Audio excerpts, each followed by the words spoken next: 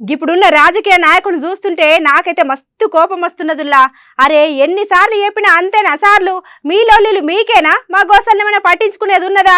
ఇక మాకు శాత కాదు, మీ తిప్పలేదో మీరే వడురని అంటారు.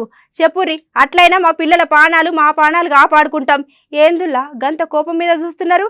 ఏంది నేను ఇట్లా మాట్లాడుతున్నానా? గీ మాటలన్నీ నేను అనలేదుల్లా, కొన్ని లక్షల మంది అంటున్నారు.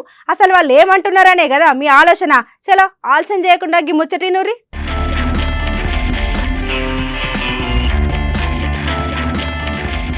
అరే ఎన్నిసార్లు చెప్పిన గంతేనా సార్లు? మీ లొల్లిలు మీకేనా? మా గోసల్ని ఏమన్నా పట్టించుకునేది ఉన్నదా? ఇక మాకు శాత కాదు, మీ తిప్పలేదా మీరు వాడురని అంటారా? చెప్పురట్లయినా మా పిల్లల పానాలు మా పానాలు మేమైనా కాపాడుకుంటాం. ఏందుల్లా గంత కోపం మీద చూస్తుర్రు? ఏంది నేను ఇట్లా మాట్లాడుతున్నానా? ఈ మాటలన్నీ నేననలేదుల్లా, కొన్ని లక్షల మంది అంటారు. ఇక గీడ అస్సలు ముచ్చట ఏందంటే, ఇగో వీడియో చూడరు మొదలు. ఆగో గీడ ఒక చిన్న పాప ఆడుకొని కానీ బయటకు వస్తే అయ్యో గాడున్న అడ్డమైన కుక్కలు చూసినాయి రా బై. చూసినాయి కథం పిల్లమ్మటే పడి మీదికి ఎగబడి చిన్న పిల్లను మస్తు కలిసినాయి గాడున్న గల్లి కుక్కలు. ఇక ఇట్లా ఒకటా రెండా మన దగ్గర రోజుకు ఒక్క దగ్గర ఇట్లా ఏదో రకంగా కుక్కల దాడులు అయితేనే ఉన్నాయి.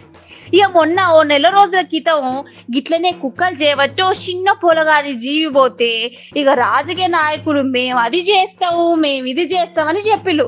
కానీ ఇంతవరకు మళ్ళా ముచ్చట మీద కనీసం మందలిచ్చిన మనిషే లేకపాయే. అన్యాయంగా పానాలు పోతుండే. ఇక ఇప్పుడు మేము ఎవ్వలను అడగము ఏమని అడగమని ఇట్లా చాలా మంది అవ్వయ్యలు మస్తు ఆలోచనలు చేస్తురు. ఓసార్లు తెల్లారి లేస్తే మీ లొల్లిలు మీ పంచాయతీలే కాదు సార్లు, జర అప్పుడప్పుడు పబ్లిక్ ని కూడా అరుచుకోండి సార్లు అని అడుగుతుర్రు గీ ముచ్చటున్న తెలంగాణ పబ్లిక్.